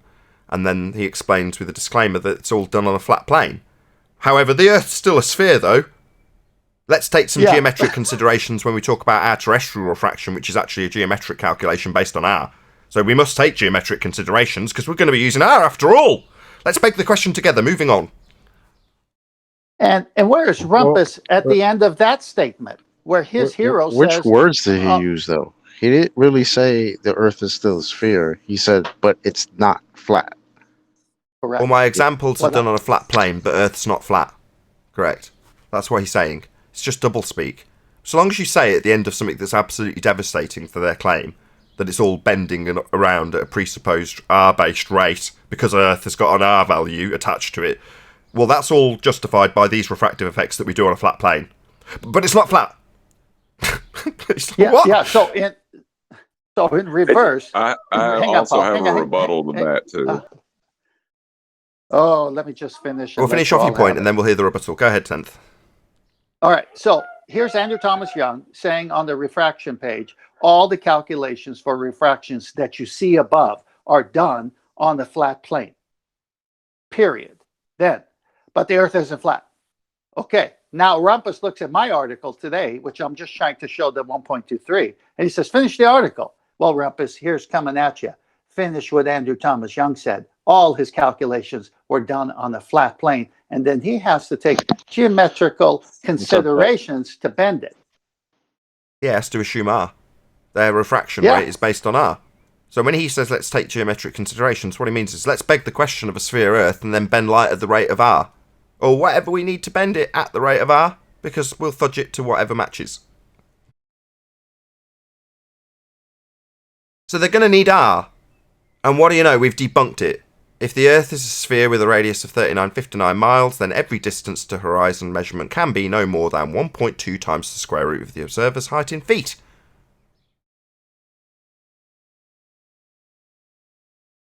And I think John D. actually debunked their understanding of how refraction should accomplish what they're saying it should accomplish in the video. So they need to go address what John D. said. Yeah, I want to. You covered it in the live show, Paul, but the problem with it is, he's right, you're right, it's all right. However, that isn't their refraction. But we're discussing how they've got their bait and switch wrong when they're talking about actual refractive effects in the atmosphere. That isn't what they use. They use 7/6R or any variant that's using R because they're going to be bending it around the sphere, they assume. So it's going to need R. Well, they don't have an R-based value to insert into refraction or the sphere edge itself because it's been debunked by the Black Swan. So when they start talking about refraction, it's the bait and switch. Make themselves seem educated. In this instance, on Andrew Thomas Young's website, the 10th man example, I will get to you in Discord, by the way. This example starts off by showing you real effects of refraction. And what do you know? They all take place on a flat surface.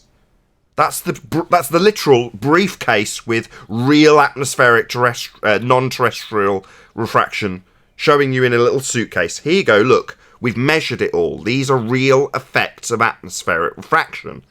Then they cause a little distraction. Or in this case, they just put a blatant statement. But Earth's not flat. That's them shutting that briefcase, tucking it under the table. And then they say openly in Andrew Thomas Young's website, we must take geometrical considerations. So they open another suitcase, a completely different suitcase, and inside it says terrestrial refraction. 7/6 of the radius value. The radius value gives them a geometric sphere edge for a horizon. You can't use that, I'm afraid. You don't have an R value to utilise. You can't beg the question of an R value, then beg the question of a 7/6 R value, then go back to donkey dick geometry bending tangents, because that destroys your geometry.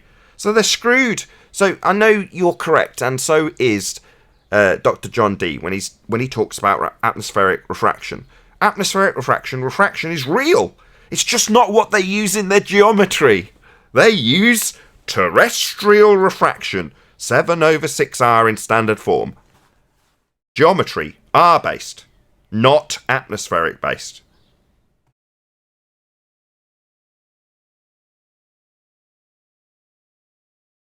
I'm sorry, Paul, you get that every time. Discord, just to clear that up. Hold on, Chocolate. The guy in Discord who's been waiting patiently. Go ahead. Yeah, the refraction claim really contradicts the whole idea that dip angles, because I think that's what they're talking about is the dip angle at the observer's height. Well, that dip angle doesn't change on the day. So how are they going to try to say that the angle to the horizon is refracted, changing angles, but not changing angles? Yeah, their dip angle shouldn't change. Is that what you mean? It does. The bloody horizon changes with the weather. But their fixed geometric physical sphere edge can be no more than 1.2 times the square root of the observer's height in feet. That's the physical limit. You can't see beyond that if it's a physical edge. You can have it obstructed by fog, for example, but that's the limit of where their vision must lie if we're on a sphere. Beyond that... I'm not talking about... I don't think we're talking about the same thing. When you're talking about a calculated angle, and I'm talking about a measured angle. Okay, but you're saying the dip doesn't change, but it does. The dip would be from 90 degrees, so you've got your zenith, you draw 90 degrees, so you're drawing out to what they have also labelled as a fake imaginary horizon. Sometimes they call it the sensible horizon, sometimes they call it the true horizon, sometimes they call it the astronomical horizon, but it's essentially 90 degrees from your zenith. Well, that's what they're measuring the dip against. Well, that does change with the weather. Nathan, whoever that is, we can't hear them. You can't hear them. Well, just with drop and rejoin. It will change. I understand that, but the actual placement of that horizon, as it's measured Whoever's asking the question, from we can't hear it on that Discord. zenith point. Hold on, mate. Sorry, John. Just drop and rejoin Neil, because we can hear him. We're having a conversation, mate. Go ahead, John. Sorry. Yeah, it goes back to the whole fact that there's not geometry. It's just they're using one measurement and then calculating the rest and calling it the dip angle. They don't have geometry to do that with. I see. I'm one step further along than you are. You're talking about the original derivation from Al-Biruni. So what you're saying is, when they take their astronomical horizon, let's just call it that, 90 degrees from your zenith, and they derive the dip by taking that measurement, what they're achieving is what they will then later call the geometric horizon. But how do they derive it in the first place? That's what you're saying. Am I right? Yes, and when they claim refraction, they're saying none of that's true. Yes, exactly. So how did Al-Biruni derive from 90 degree position to his zenith up a mountain to what wasn't then defined as the geometric horizon? It was to be defined by him by measuring to it with the dip angle from his 90 degrees up the mountain. How do you get to this physical geometric sphere edge in the first place if you can't measure it because the thing you're measuring moves with the weather? Yes. See, I don't define the horizon like they do. I say it's a relative point in which all the information of this world is contained. Okay. Call it what you like. It's not a geometric physical sphere edge. No, it's not. But yeah, I see your point. There's two circumstances. There's the first step, which is where you take the dip angle measurement, Al-Biruni basically, and then you label that as being a physical geometric sphere edge. Well, he's got to have an R-based assumption, I presume he's on a sphere to begin with, and that step before goes back to Aristarchus. So to have a presumed sphere and then take this dip angle measurement to derive a geometric horizon, well, when you're at that stage, what are you measuring? Because, I'll say it with a hand wave, we do not see the geometric horizon. So what the hell was Al-Biruni measuring? Yeah, and the whole refraction claim drives me insane. Every time they say it, I want to choke one of them. Nah, I love it when they say it. It's the best bit. I only cottoned onto this about 2 months ago. So I presented a better still from BLMSB 69 and said, why don't you use this quantum eraser instead of the actual black swan as it's been labelled in name terms for the image. I know there's lots of black swans, but the black swan is that's still from BLMSB 69, right? The original and best. And I was like, use this one because I hate talking about the stupid cranes. And Quantum Eraser chuckled and was like, no, I want to use this one with the refracted cranes. He's like, what? And I was like, why? I don't want to argue about refraction. He's like, I do. Because I hadn't quite fully got it yet. As soon as they say refraction, you've won. Because what's their model? It's a geometric model.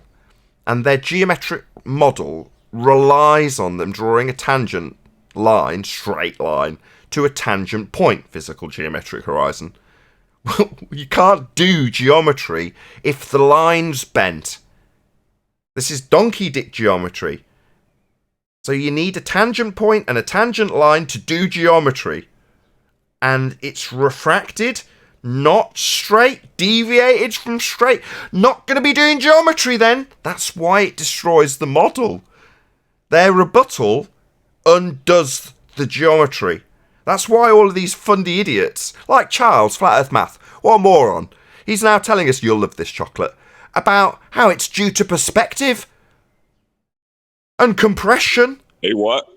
Charles, Flat Earth Math, is using our arguments. They're catching up. They're catching up on us. Yeah, they're slowly getting there, Arwen? But it's just comical. Right.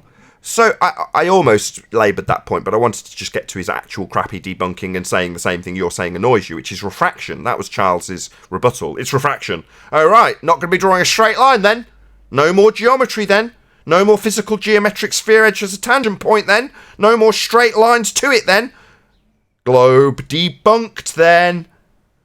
But in his argument, I don't know if he appreciates whether or not I don't know if he appreciates or not that his geometric model uses an R-based refraction, but he was talking all about perspective and actual atmospheric effects of refraction. It's like, why are you babbling on about refraction? You've got terrestrial refraction, mate. 7/6R in standard form. You need that R value. And that's going to be giving you a tangent point. And we've only got one horizon. Not one that you'll draw an imaginary straight line to that you can't see. It's not a tangent anymore. So you're screwed. But that's all they've got. As soon as they say refraction, well, you haven't got a tangent then. You haven't got a tangent point then. We're not going to draw a straight line to a physical geometric sphere edge horizon. That's a tangent point for your straight line you haven't got. If it's all bent and refracted. So just laugh in their face. Welcome them to flat Earth. Oh, no straight line. Welcome to flat Earth. Your model's geometric. I just wish they could understand that. It's going to take at least another 12 months for the majority of them. There'll be a load of idiot stragglers that'll take 18 months. And there's the slightly more intelligent ones who've already tried to come up with a rebuttal. And what do you know? The rebuttal destroys their model. So the more intelligent they are, the quicker they are to destroy their own model by claiming they haven't got any geometry anymore. No straight line tangent, no tangent point to draw to. We cannot see the geometric horizon. Well, that's fundamental to your bloody religion, you fools. So your rebuttal backs our argument, does it? That's why it's game over. It's like a cat in a bag trying to scrabble its way out. Where are you going to go? What are you going to do? Tell us that you can't see the very basis of your model? Yeah, we know we're not on a sphere, and your model asserts that we've got a physical sphere edge called horizon in your model. Claim to block boats and buildings. Well, no, it isn't. Because we do not see the geometric horizon. Game over. AKA the curve of the Earth. Yeah, AKA Earth curve. That tangent point that was blocking stuff was Earth curve. You can't see it, it's no Earth curve then. They're scrambling. Well, Nathan, the last caller on Discord said he hopes he can see that. These people are in the cult. They don't want to see that. They're here for war. They want to keep that to which they don't want any truth to shine any of its light on. They don't like finding out there is no curvature. They're not here for truth. That's why they rumpus all the time. Maybe. And ad hom. Yeah, but that's regression. It's the same when it's verbal. They go from funny thing is bargaining, which is the debate, to losing their point, and then spewing rhetoric over the top of us. That's 2 steps back on the 5 stages of loss. They're back to denial. You don't understand. That's denial. But why hate on the messengers, though? Like, we're not the ones who will write a whole page of calculations for refraction and then at the bottom of it say this was all done on a plane surface. It's called scrambling. Turn to the next page for geometric considerations. We're not the ones who told them, gravity is not a force, but you can think of it like a force. That's not us. That's them. Yeah, but that's the guys who gave you the same narrative. We're the ones pointing it out, though, eh? Yeah. So we deserve the anger. Sucks. We deserve step 1. Anger. Don't tell me how wrong I am. I know it all already. I learnt it in school. Ah, didn't you go to school? Because you're telling me the contrary position to what I was told. Yeah, you were told. Now we're explaining how it's wrong. Well, how does it work in your world of pizza? I don't care. Your world's wrong. We don't live in a vacuum. You must give me answers. Why, am I suddenly your priest? No. It's interesting that they have to change the Earth's radius of their model to match up sometimes to a reality of an observation that's being made. Because it's obvious when all refraction studies are done on plane surfaces, you can't come out with that and say, okay, we're on a flat Earth. So you have to change it from a plane to a ball. So you say stuff like, well, we know the Earth isn't flat. I got so many documents from other people, other institutions, that the first thing on their header, just before they even get into their garbage talk, is the Earth isn't flat. The Earth isn't flat. And any relationship to those terms, they've got it stuck in there. But we know the Earth isn't flat. Why do you keep having to tell me the Earth isn't flat when, as I read your documents, you're actually changing your radius to make it work with your refraction? Yeah.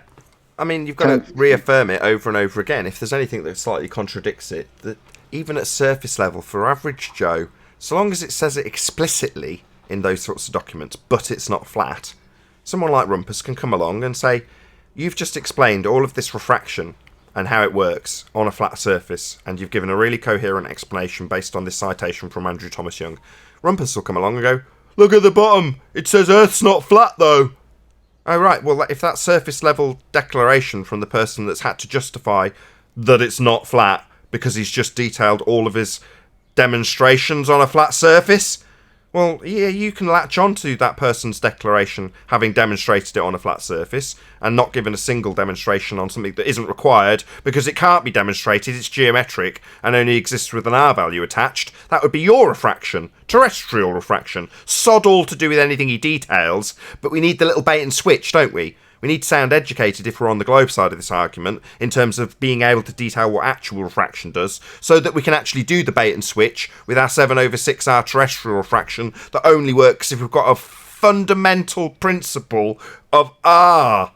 And R, the R value, gives you a geometric horizon, which has been debunked by the Black Swan. So round and round we go, with it all ending in tragedy at the point that the Black Swan doesn't affirm their premise that we stand on a sphere, because we are not. The horizon's not physical, it's not geometric, it can't be measured, changes with the weather, it's definitely not the edge of a sphere to obscure things in the distance. Game over globe geometry, game over globe refraction, game over heliocentric model.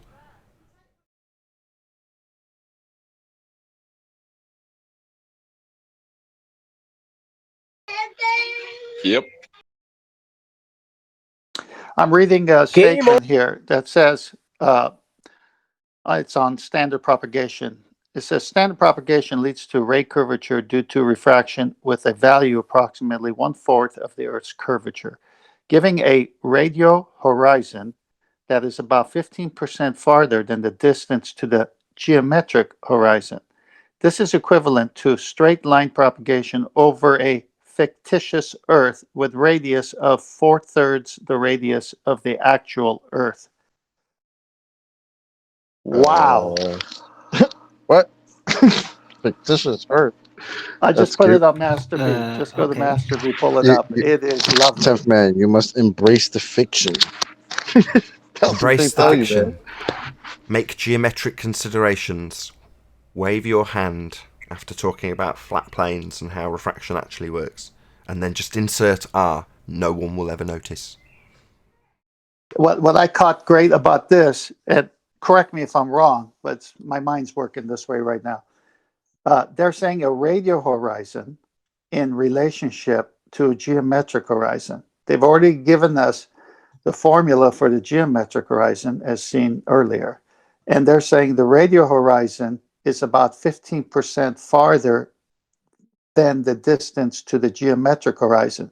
Well, that's awfully nice of them, because 15% farther than the 1-foot observer height picture of the Black Swan, what's 15% farther than 1.22 miles? Who cares? Where's that? I mean, No, I know no, you've I got a know. point, but make your point and then I'll say who cares after. Go ahead. First of all, I like your who cares a lot, but what I'm saying is even their answer to the answer is false. Yeah. To the question is false. My response, 10th man, we only have one horizon. I mean, what's another horizon? We've got them for sale for super chats, right? So, yeah, let's just invent yet another horizon and derive it from an R value. Why not? Let's just invent another horizon. In this case, Nathan, they're talking about a radio frequency and its limitation to meet up with a horizon, and they're getting it side by side to the geometric horizon and saying its own this radio wave, not another horizon like geometric horizon, but Okay. this radio wave horizon is only 15% further than that physical geometric one that we can't see. I see. So we've got an imaginary one, and then we've got one that's attached to one that should be real but isn't. It only exists in a model. Wow, it's so many steps away from reality. Yes, and then we've got the Sea Sparrow missile system, which is over 50 kilometers line of sight with radio frequency waves. So how could it only be 15% further? They die on no matter how you do it, ballers, you're dead. And with that, I'm going to say a huge, massive, enormous thank you to all of you who did tune in on the Nathan Oakley premiering stream, for hopefully smashing the super chat, liking, commenting, sharing, subscribing, and all that good stuff. Of course, a massive thank you to today's Discord and G Plus panels for making today's live and after show possible. I've been Nathan Oakley. Be sure to check out nathanoakley.com and the Flat Earth Debate Forum to keep up to date with the community debate, and I'll see you all in the next video.